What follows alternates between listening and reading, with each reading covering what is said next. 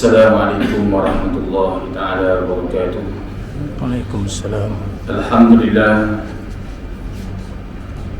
Alhamdulillahilladzi arsala rasulahu bil huda wa uswatil hasanah liman kana yarjullaha wal yawmil akhir. Salawatullahi wa salamu ala hadzal nabiyil karim wa ala alihi wa sahbihi ajma'in. ففهمناها سليمان كلا آتينا حكما وعلما وسخرنا مع داود الجبال يسبحن وكنا فاعلين يا حي يا قيوم يا رب موسى وهارون يا إبراهيم يا محمد صلى الله عليه أجمعين اللهم ارزقنا فهما وحكمة والعقل وحسن برحمتك يا أرحم الراحمين اللهم افتح علينا فتوح العارفين ارزقنا فهم النبيين والعلماء العاملين حز المرسلين وإمام المتقين برحمتك يا أرحم الراحمين. Alhamdulillah syukur kita kepada Allah Subhanahu wa taala kerana pada malam ini kita dipanjang lagi umur Allah Subhanahu wa taala dan kita duduk pada malam Sayyidul Ihyan indallah yaumul Jumaah, hari yang sangat diberkati oleh Allah. Di antara penghulu segala hari-hari adalah hari Jumaat. Mulianya hari-hari lain dan adanya hari Jumaat.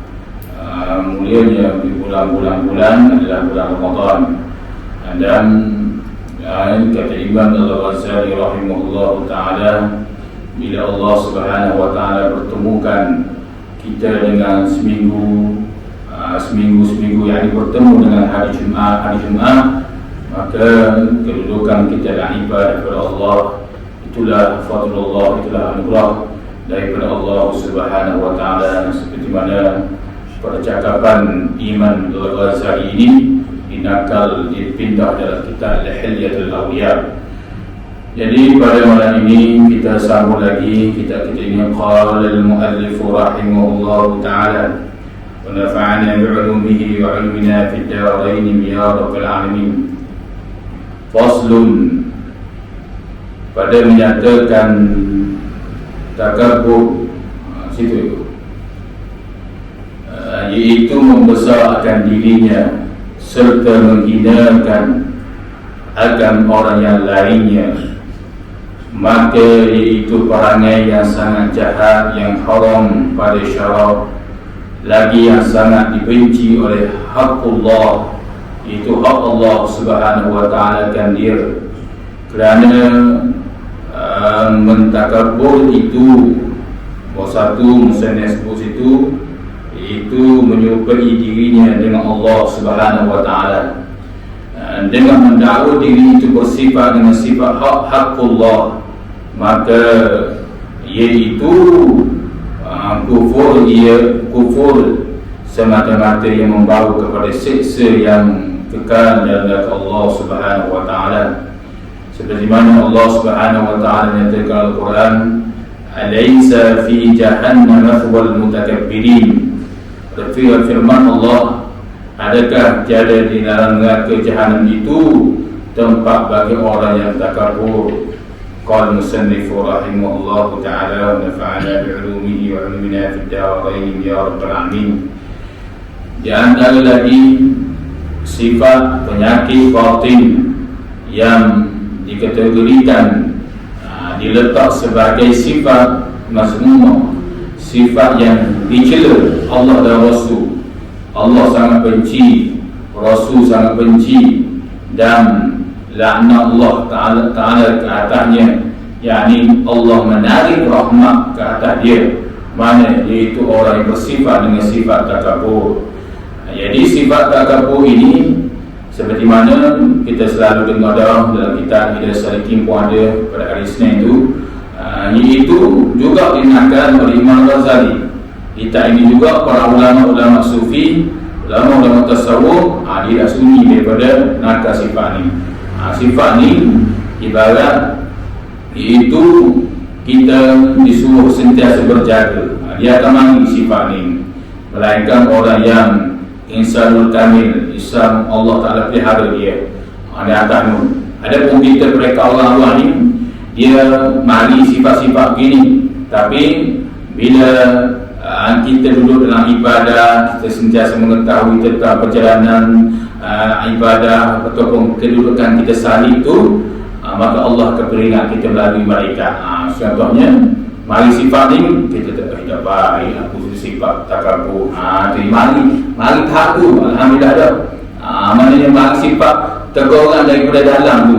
Kedudukan hasanah dah, kedudukan comel dah kalau begitu.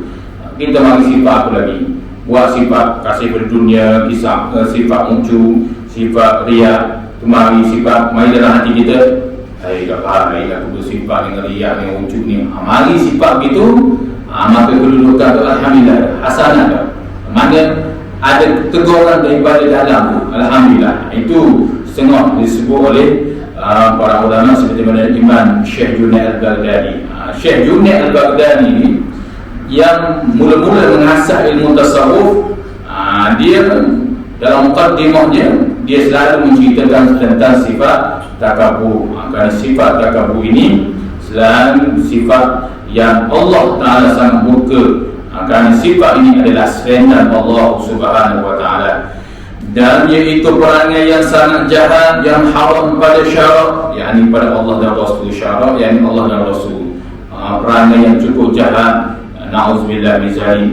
Lagi yang sangat dibenci oleh Allah Subhanahu Wa Ta'ala. Allah Ta'ala benci. Bila Allah benci, maka sudah tentulah perbuatan dia itu tidak ada keberkatan, hidup dia tidak ada keberkatan. Dia ambil sifat Allah tu, Allah layak bagi dia. Allah layak kerana Allah yang menciptakan. Allah menyatakan yang kita selalu sebut dalam Al-Quran, baca Alhamdulillahirabbil alamin, segala puji-puji bagi Allah, Tuhan semesta alam. Allah menyatakan Tuhan semesta alam, layak bagi dia. Itu kata ulama, layak bagi dia kerana Allah tu menguasai segala-galanya. Kerana mentakabur itu menyamai diri dengan hakullah. Jadi orang yang takabur ni, dia menyamai itu hak Allah Ta'ala dengan mendakwa dirinya itu bersifat dengan sifat hakullah, seolah-olah dia bersifat dengan sifat ketuhanan. Dia bila orang kata awak ni ambil sifat ketuhanan, bila dia kata dia tidak mengaku, tapi sedar dalam tidak sedar dia mengambil sifat tu. Nafsu dia mengambil sifat itu. Sebab itulah perkara ini, sifat-sifat ini Allah Ta'ala binasa umat-umat terdahulu. Dalam kitab lain disuruh seseorang itu tilik bagaimana Allah Subhanahu Wa Ta'ala membinasa umat-umat terdahulu, dan disebabkan sifat inilah. Sifat ini punca daripada ada istidrak, tipu daya Allah. Allah Ta'ala beri kurniaan nikmat pada dia, sepatutnya dia semakin hampir dengan Allah, dia semakin kemah dengan Allah. Tapi dia semakin kemah dengan hawa nafsu dia, dia semakin hampir dengan hawa nafsu dia. Fir'aun Allah istidrak dengan kekuasaan dia, yang selalu kita dengar kekuasaan yang Allah istidrak pada dia. Lalu dia mengaku sebagai Tuhan. Dia mengaku dia sebagai Tuhan, Allah binasa dia. Itu Fir'aun. Qarun Allah istidrak kepada dia, yang masyhur dengan harta benda, kekayaan dia hebat. Qarun ni akhir sekali Allah binasa dia. Dia dengan ada harta benda dia berasa sifat sombong. Dengan Fir'aun, dengan ada sifat iaitu kekuasaan dia dapat merentah sesebuah negara yang hebat, maka dia ada sifat sombong. Dia mari sifat sombong tu. Apa lagi? Bal ambarura di zaman Allah Nabi Musa alaihi salam, Allah istidrak kepada dia dengan ilmu pengetahuannya, begitu banyak ilmu dia. Bal ambarura yang sudah kita tahu juga, begitu banyak ilmu dia. Allah binasa dia disebabkan dia itu sombong, tidak mengetahui. Itu Nabi Allah Musa. Kenapa sanggup ikut kaum dia, suruh doa kepada Nabi Allah Musa AS? Akhir sekali Allah Subhanahu Wa Ta'ala binasa kepada dia. Apa lagi?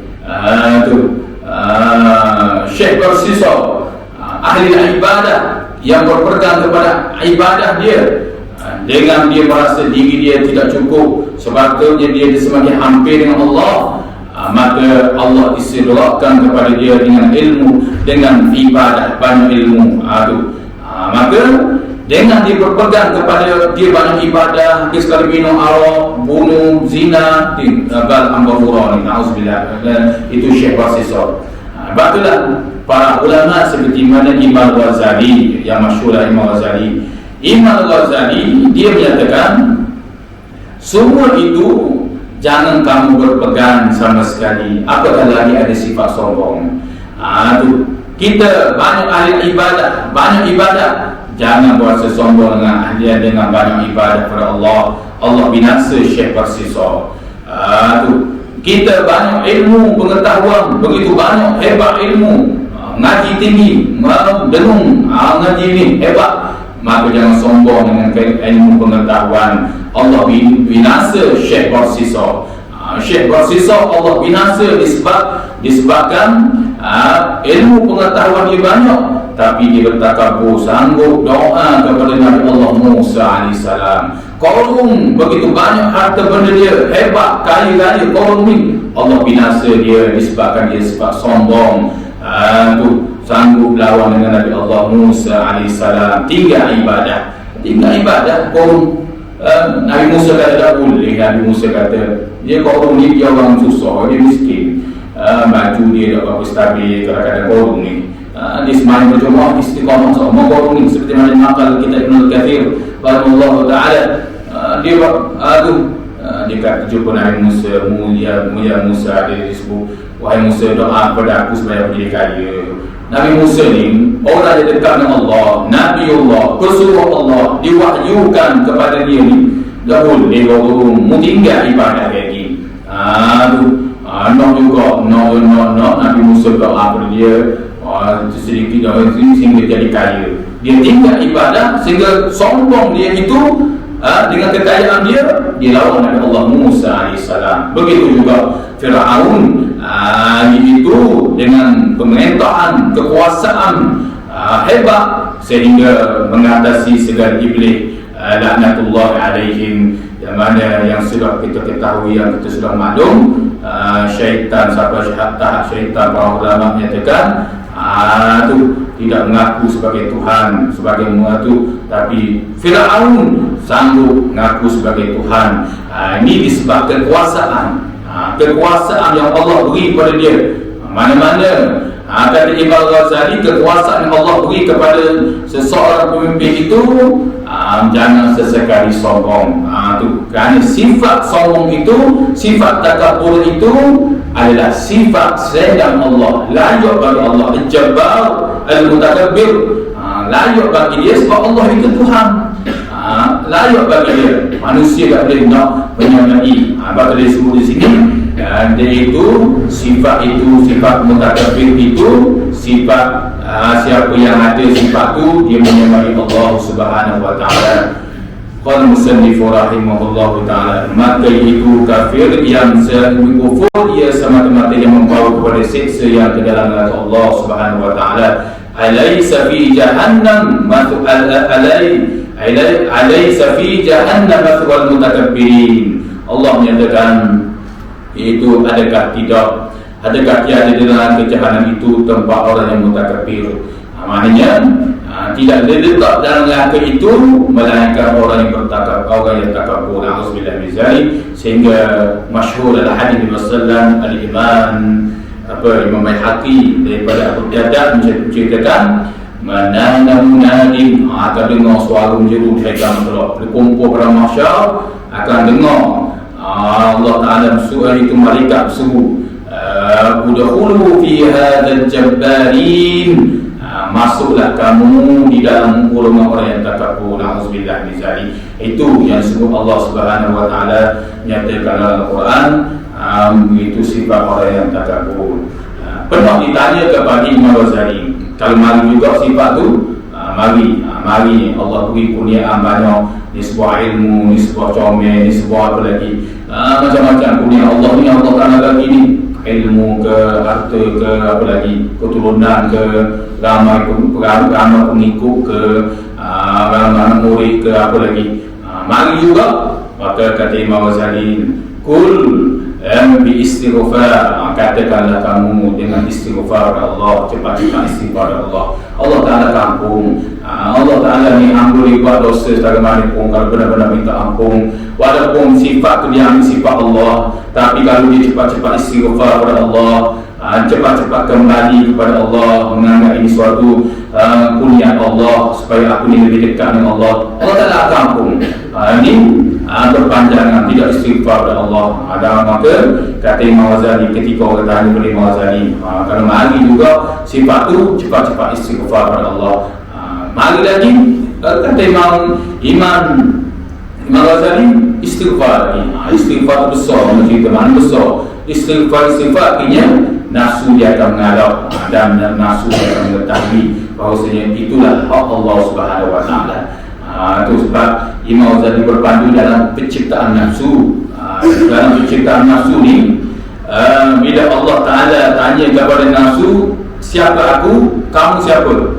Nafsu sombong jawab, nafsu kata mu aku. Nafsu jawab itu. Akal beza akal. Allah cipta akal. Sudah Allah ciptakan akal, Allah tanya wahai akal, siapa kamu dan aku? Akal jawab, kamu adalah Rabb, aku adalah hamba. Kamu adalah Tuhan, aku adalah hamba. Kata akal ni. Itu akal dia bijak. Tapi akal jadi bodoh. Kata Imam Ghazali jadi bodoh juga disebabkan akal ini berpandu kepada nafsu. Maka tidak boleh. Bijak setara mana pun seseorang itu, akal bijak setara mana pun, mesti kena rujuk kepada Al-Quran dan hadis sunnah Nabi dan ittiba'ul ulama. Itu mengikut para ulama. Kena rujuk juga. Ini akal bijak, kamu ikut Al-Quran, kamu ikut hadis, kamu ikut para pandangan para ulama. Tak boleh. Sebab akal ini dia bijak, tapi bijak dia itu dia mudah ikut orang. Maka kalaulah dia ada rujukan dia, akal itu walaupun bijak naik setelah masuklah bidang apa sekalipun, dia tahu dia ada sepadan dia. Mana Al-Quran, hadis, ijma' ulama, mesti rujukan utama. Baiklah Mu'adz bin Jabal ketika Rasulullah nak atur dia di Yaman, kata ulama Allah Nabi SAW nak menguji akal Mu'adz bin Jabal. Rasulullah tanya, kalau kamu berada di Yaman suatu hari nanti, aku akan sebagai pendakwah di sana, kalaulah percaya ikhtilaf, kalau berlaku persisihan, kamu nak buat apa? Kata Mu'adz bin Jabal, aku akan rujuk kepada Al-Quran, Al-Quran dan hadis. Kalau ada lagi perselisihan, aku akan rujuk dengan di pandangan para ulama, para sahabat kata begini, hukum kata begini para ulama. Kalau tak jumpa lagi, aku akan istimbang hukum itu dengan halus sungguh. Aku perhati, aku akan tak lari daripada yang sebenar. Mu'adz bin Jabal. Baguslah dia jadi pimpin. Tu Mu'adz bin Jabal. Lalu Rasulullah lepas dia. Ketika dia naik di atas kuda tu, yang kibir alal jamal. Ketika dia naik atas unta tu, dia naik atas pelana unta tu, Rasulullah tanya satu dia, nak berhukum dengan apa? Rasulullah nak uji dengan akal dia bijak tu. Akal dia tu. Maka akal ni dia cerdik, tapi dia kena ada rujukan. Berbeza dengan nafsu. Nafsu ni dia dalam penciptaan ni dari dulu memang dia suka sombong. Nafsu ni dalam sampai disebut dalam kitab Kashful Ghabiyah, Allah Ta'ala cipta nafsu ni. Allah Ta'ala tanya, siapa kamu wahai nafsu? Aku ni siapa? Nafsu kata, mumpung aku. Itu nafsu sombong cakap. Sampai 3 kali Allah rendam dalam neraka. Bila angkat, Allah Ta'ala tanya, siapa kamu? Dia kata, aku mumpung. Sampai 3 kali baru mengaku, mu adalah Tuhan, aku adalah tengok. Itulah nafsu. Betapa sombongnya nafsu. Bila diri seseorang dikuasai nafsu, maka nafsu ni bahaya tak bahaya, dia boleh mengatasi akal. Na'udzubillah misali. Nafsu ni boleh mengatasi akal. Sebab apa? Sebab nafsu ni walaupun dia sentiasa tahu tentang azab, tapi dia sentiasa ada sifat takabur. Tu sebab itulah kita dah heran toki, ogo cucu, tu adik sendiri, ogo anak sendiri, tu nafsu mengatasi akal. Tu akal nak mengatasi nafsu, boleh atau tidak? Nafsu nak akal nak mengatasi nafsu, boleh atau tidak? Pernah orang tanya kepada Ibnul Qayyim rahimahullah ta'ala. Ibnul Qayyim nyatakan boleh selagi seseorang itu berpegang kepada ajaran Nabi SAW, al-mutabaqah fi kitabillah wa sunnatihi sallallahu alaihi wasallam. Dia pegang perintah Allah itu betul-betul dan syariat Allah dan perintah Allah. Allah Ta'ala akan jaga dia. Jadi akal tu dia akan jaga nafsu. Tu dia akan mengatasi nafsu. Tapi kalau seseorang itu akal bijak tapi tidak berpandukan pada syariat Allah, perintah Allah, jaga dia, lama-kelamaan nafsu dia akan mengatasi akal. Dia sanggup tolong syariat Allah, jelas syariat Allah ni jelas, perintah Allah ni jelas dalam Al-Quran ni. Tapi oleh kerana akal dia dewasa, akal dia bijak ni, dia tolak Al-Quran, hadis tu. Bila kita kata tolak Al-Quran ni, dia tidak mengaku. Tapi hakikatnya begitu. Tu. Jadi nafsu ni sombong ni nafsu. Maka kan orang yang ada sifat sombong itu sebenarnya nafsu telah mengawasi dia. Tapi dengan istighfar kata Imam Ghazali, nafsu akan jadi tunduk. Nafsu akan jadi tunduk. Sebab apa nafsu jadi tunduk? Kerana akal. Akal ni dia memberi peringatan. Akal kata, tak baik aku sombong ni, tak baik aku riak ni, tak baik aku sifat-sifat yang dan baik, sifat-sifat yang buruk ni. Tu nafsu akan beri peringatan. Tu maka akal pula dia mesti berpandukan kepada keimanan, berpandukan kepada keimanan yang teguh, baru dapat mengatasi nafsu. Kalau nafsu, kalau akal yang tidak teguh, dia akan ikut hawa nafsu.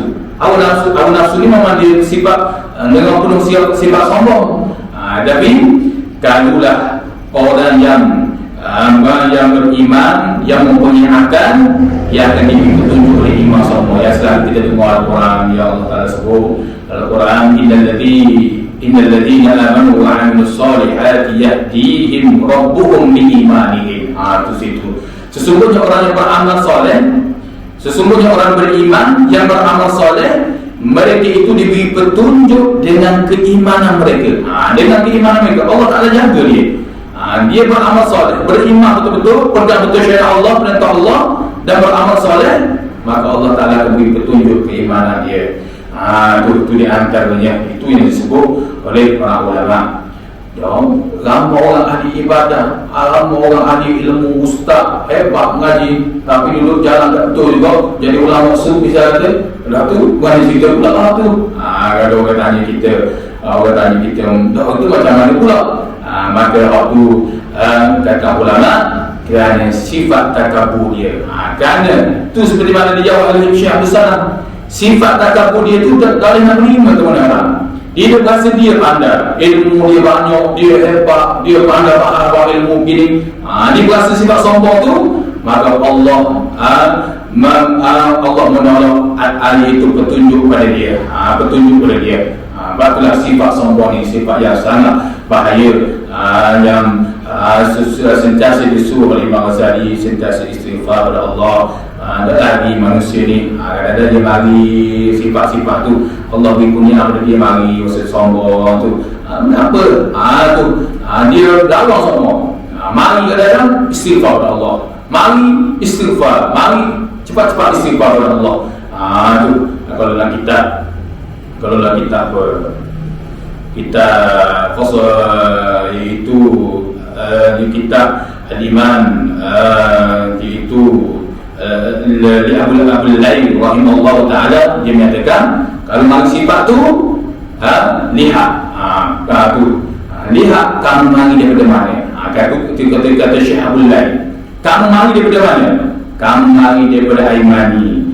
Jika air mani itu jatuh di atas muka bumi, air yang berpadu itik ke sulu. Itu kata Syekh Abdul Lain. Tu apa lagi?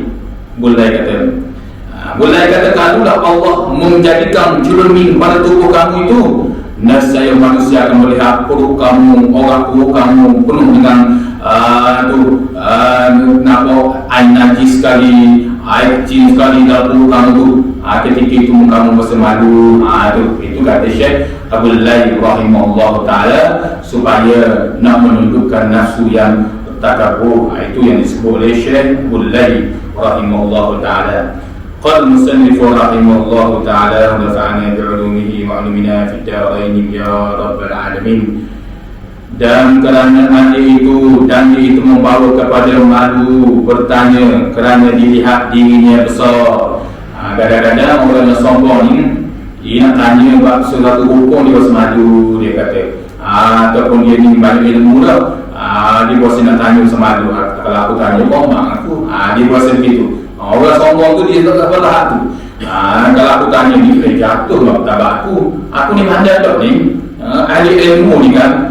Doktor kalau aku tanya orang, komang aku nak apa? Begitu lah. Tahu orang tanya, orang kata lagi, jadi pun terus sombong. Maka ini setengah daripada sifat orang yang takabur, yang akan ingin malu nak bertanya. Malu tanya, kalau malu bertanya itu sebab bukan kerana dia takut orang kata dia komang, kerana itu lain.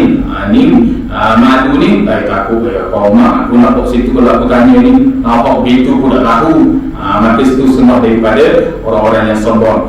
Maka manakala bertanya jadi ia hina, jadi kalau dia tanya jadi hina dia. Dan malu bertanya itu kepada itu membawa kepada tiada bertemu ilmu, iaitu sebab iaitu pintu ilmu. Sedangkan malu bertanya itu sebagai pintu ilmu tu. Tu maknanya orang yang sombong ni, dia nak tanya rasa malu sebab dia takut ada hinda, malu buat kuning. Tu na'udzubillah. Ini sifat-sifat orang yang sombong. Dan tiada ilmu itu membawa kepada tiada hasil ibadah. Tiada hasil yang tiada sah kepada ibadah. Sedangkan kalau tidak tahu tentang ilmu tu, iaitu ilmu tu, kita tahu ilmu tu nak membawa kepada sah ibadah. Ini dia dalam kejahilan.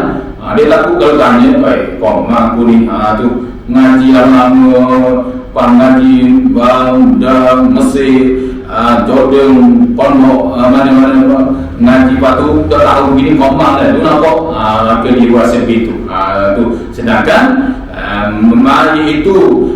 ilmu itu tiada hasil kepada sah ibadah. Kalau tak tahu ilmu, macam mana nak buat ibadah kepada Allah Subhanahu Wa Taala? Dan tiada ibadah itu derhaka kepada Allah. Dan ibadah itu dia fikir ni, maksud sini dia tak fikir dah. Tiada ibadah itu derhaka kepada Allah Subhanahu Wa Taala. Dia tak fikir dah. Dia fikir malu nak tanya. Dan orang yang derhaka itu tempat neraka. Sedangkan dan orang yang derhaka itu tempat neraka. Dan tu kita boleh buat dengan mana dan tu, dengan mana waw, dengan mana kita letak dengan wal. Ataupun sedangkan orang yang derhaka itu tempat neraka Allah. Jadi orang yang tak tahu tentang ilmu ni, buat ibadah suka-suka, orang buat ibadah, orang semayang ada semayang tak betul, orang apa lagi, orang naik haji ke Baitullah, dia naik haji Baitullah, pada ibadah dia tak betul. Orang puasa Ramadan ni puasa, tapi tak ada ilmu. Sedangkan tak ada ilmu tu yang tidak sah kepada ibadah itu adalah perbuatan derhaka. Tapi tidak orang sombong tu tidak fikir dah begitu, dikira komang. Kalau aku tanya ni komang, tu orang yang sombong. Maka qala musannif rahimahullahu ta'ala, maka peliharalah olehmu hei murid daripada takabur itu dengan sehabis-habis kuatmu, dan minta tolong oleh engkau kepada hak Allah supaya hilang takabur daripada mu. Firman Allah Subhanahu Wa Ta'ala la yadkhulul jannata man kana fi qalbihi mithqala dzarrah min khardalin min kibr. Dan tiada masuk syurga seorang yang di dalam hatinya seberat zarah yang kecil daripada biji sawi daripada takabur itu. Jadi nombor 2 tu yakni kata zarah itu seberat semut yang kecil, iaitu perkataan, itu tutur perkataan dia tu. Jadi kata musannif rahimahullahu taala, pelihara oleh murid, pelihara murid di sini, yakni masuk pada kata salib. Salib juga, salib itu orang yang nak menjalan hati ke haratillah, orang yang nak memburu kehadiran Allah siang dan malam, maka apa dia kena buat? Iaitu peliharalah oleh murid daripada takabur itu dengan sehabis-habis kuatmu. Kata musannif, pelihara sifat takabur ni dengan sungguh-sungguhlah, sehabis-habis kuat ni. Itu bahasa orang Jawa dulu, disebut sehabis-habis kuat, yang maksudnya sungguh, pelihara sungguh. Kerana pelihara sungguh tu kata Imam Nawawi, hadal ibadah, suatu ibadah. Kita usaha nak buang sifat takabur ni, mari buang ibadah, kata Imam Nawawi. Tu. Dan minta tolong engkau kepada Allah Ta'ala supaya hilang takabur. Dan minta pertolongan dengan Allah. Dalam apa kita kena minta pertolongan dengan Allah. Itu tak boleh usaha dah, tapi tak minta pertolongan dengan Allah. Kena minta. Apa lagi siapa buat misal seperti mana Syekh Qadir Jalani. Syekh Qadir Jalani dalam Fathul Rabban, dan begitu juga nakal juga dalam kitab Hilyatul Awliya, dia menyatakan kena minta pertolongan dengan Allah. Kena minta pertolongan dengan Allah, iaitu supaya hilang takabur ni. Sebab nafsu ni, an-nafsu aqrab, nafsu ni liar. Ada ulama buat misal lagi, an-nafsu kal iaitu disebut berarti nafsu ni seperti anjing. Dia kata anjing yang menggigit tu. Kita nak lari tempat, kita nak lalu, kita kata anjing ni jadi anjing ni ke kohak lagi. Tu anjing tu tuan ni nama acong. Tuan ni nama acong, misalnya kata acong. Tuan ni nama acong. Dia lepas anjing tu. Lepas kita nak lalu, nak jalan kaki. Kita nak jalan kaki ni, Ustaz kata ulama, anjing tu, anjing dia. Tuan ni dia baik, tuan ni dia baik. Tapi dengan orang dia akan kekok, dia akan gigit dengan taring dia tu. Maka kita nak buat macam mana? Maka kita kena minta dengan tuang kepada anjing itu. Mana acong? Tolong itu anjing tu, saya nak lalu ni, payung, saya nak lalu payung. Anjing awak ni duk nak kekok saya ni.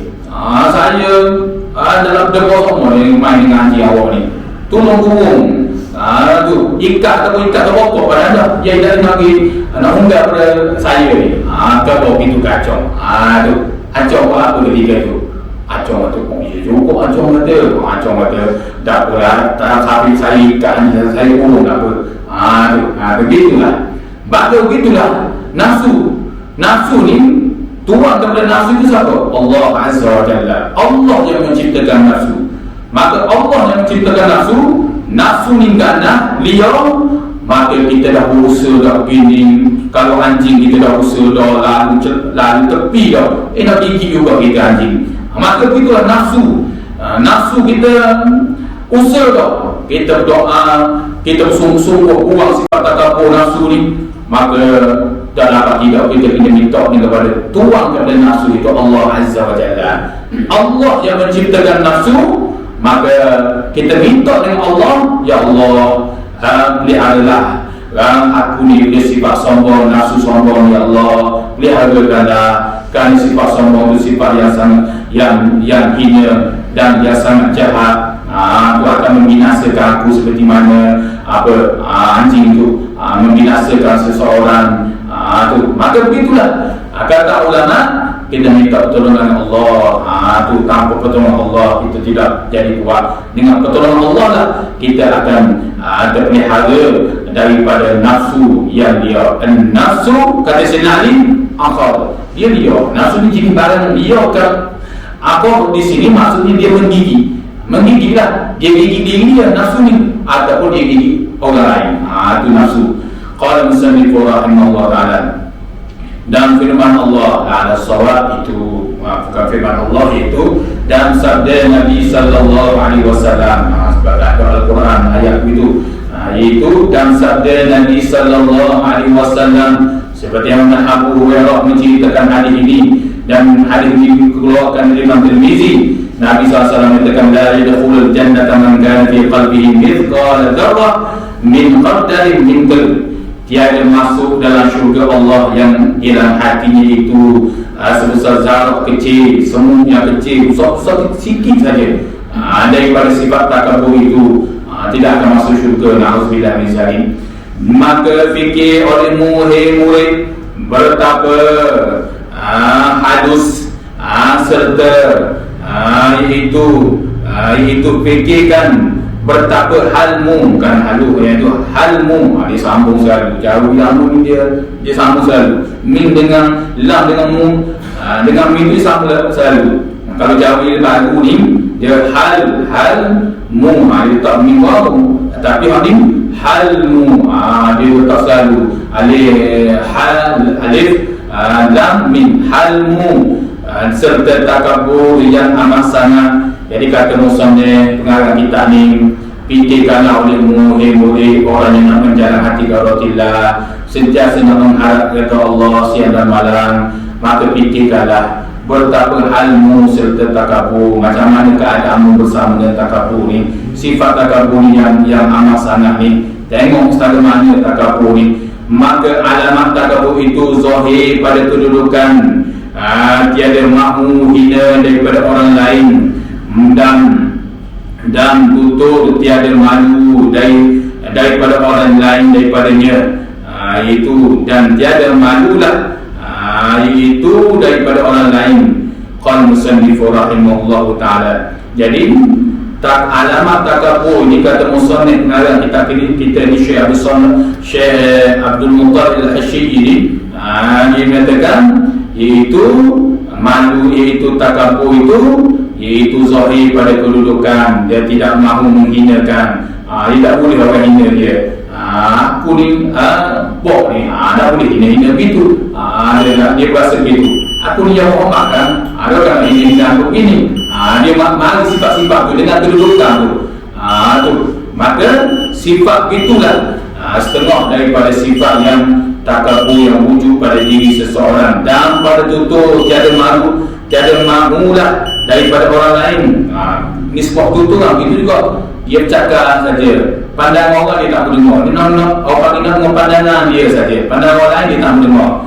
Kau kata dalam hatimu bahawa orang itu berbuat maksiat dengan jahilnya, dan aku berbuat maksiat dengan ada aku ketahui. Dia kata dalam hati dia pula, tu orang tu buat maksiat tu dengan jahil tu, dah betul buat ibadah tu, dia mahu sifat sombong dalam hati dia tu. Dan aku berbuat maksiat ni dengan aku tahu, aku mau buat maksiat ni, aku tahu dia buat maksiat tu dengan kejahilan dia tu. Tu orang mahu sifat takabur ini, pengarang kita cerita sahabat aku. Sedangkan maksiat tu tak boleh lah ke, mu tahu ke dah tahu, mu alim ke alim ke tak boleh. Maksiat tu sama lah ke hukum Allah ni, tak ada apa ni, tak ada pilih kasih. Mu orang so ada apa buat maksiat, mu orang cik tak boleh buat maksiat. Ada batas-batas dia. Dan sedangkan undang-undang Allah ni sama lah ke, tak boleh. Mu orang hebat ke orang ni semua kena semayang lah ke, kena keluar zakat lah ke, kena orang panggil kena hukum lah ke, tak boleh, tak sama. Tapi undang-undang manusia dia pilih kasih. Ni tak apa, ni ada tahap dia, ni tak apa. Itu tak betul. Itu tapi patutlah sebuah negara ada perundangan tu. Qala musannif rahimahullah ta'ala, maka aku terlebih selak daripada orang lain, orang itu. Dia kata aku ni terlebih jelak pada aku ni, mana terlebih menyelah aku ni. Orang tu buat maksiat tu tak betul, aku ni dapat buat aku tahu jalan tu. Dia cakap begitu. Maka janganlah engkau membesar diri sekali-kali. Kata Musa ni, jangan berbanding orang lain, banding tengok orang yang buat maksiat, dia buat dengan cara ini, aku buat dengan tak ulang. Jangan, kata Musa ni, jangan engkau membesar diri sekali-kali, hei murid, daripada segala yang di dalam bumi ini. Nescaya engkau dapat akan segala maksudmu itu dengan kurniaan Allah Ta'ala yang amat murah. Kata Syekh Mutalib Al-Hashi yang kadang kita ini, dia kata, hei murid, orang nak menjalan haji kebetulan itu dan tidak segala yang dalam bumi ini, nescaya engkau dapat akan saat itu segala maksudmu itu dalam bumi ini. Sentiasa jangan bersifat takabur, dan kamu mesti mengetahui maksud dengan kurniaan Allah Ta'ala kepadamu. Allah beri ilmu padamu, Allah beri comel padamu, Allah beri harta padamu, Allah beri jawatan pada kamu, Allah beri pemimpin hebat padamu, gini-gini. Itu bukan Allah Subhanahu Wa Ta'ala suruh kamu sombong, tapi ingat itu adalah anugerah Allah, sifat Allah yang amat murah. Sifat murah Allah yang situ, ini sifat murah Allah bagi pada aku ni, bukan aku sombong, supaya aku ni lebih dekat dengan Allah. Biar itu kata Musannif rahimahullah ta'ala dalam bicarakan berkaitan dengan sifat takabur.